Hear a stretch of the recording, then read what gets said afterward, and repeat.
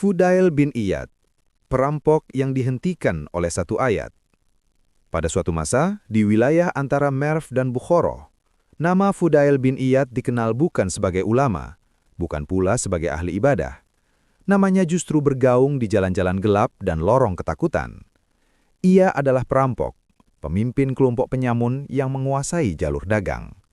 Para musafir gemetar mendengar namanya, karena Fudail bukan hanya merampas harta, ia merampas rasa aman manusia. Anehnya, di balik kekerasan itu, hatinya belum sepenuhnya mati.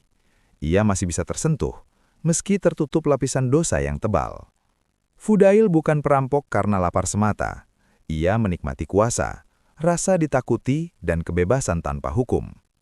Dunia baginya adalah hutan, dan yang kuat berhak mengambil apa saja. Malam hari adalah panggungnya, pedang dan keberanian menjadi identitasnya. Namun di tengah kehidupan yang kasar itu, ada satu hal yang jarang diketahui. Fudail jatuh cinta. Cinta inilah yang kelak menjadi pintu pertama taubatnya. Suatu malam, ia memanjat dinding rumah seorang wanita yang dicintainya. Seperti malam-malam sebelumnya, ia datang bukan sebagai perampok, tapi sebagai lelaki yang hatinya sedang dikuasai rasa rindu.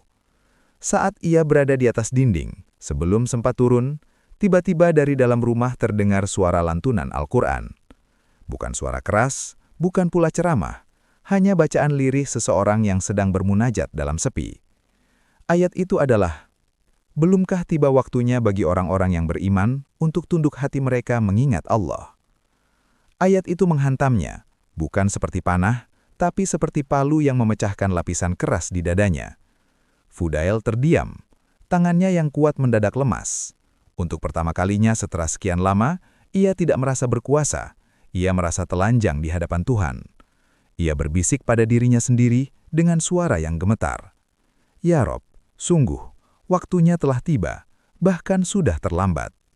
Ia turun dari dinding itu bukan sebagai perampok, bukan pula sebagai kekasih, tapi sebagai seorang manusia yang baru sadar bahwa hidupnya salah arah. Ia berjalan tanpa tujuan, hatinya berkecamuk. Malam itu, ia bersembunyi di sebuah reruntuhan bangunan. Di sana, ia mendengar sekelompok musafir berkata, "Mari kita tunggu pagi.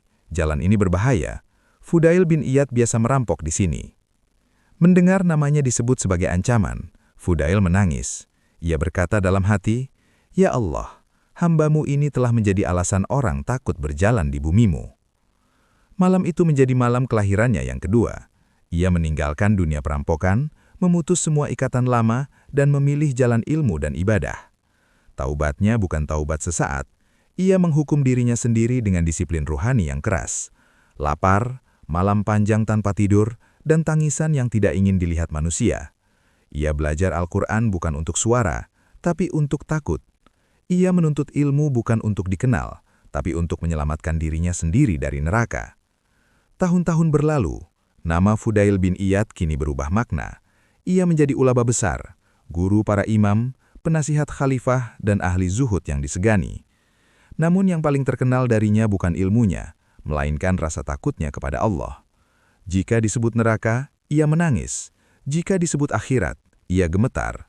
Ia pernah berkata, "Seandainya aku tahu bahwa Allah menerima satu sujudku saja, maka kematian adalah hal yang paling aku rindukan."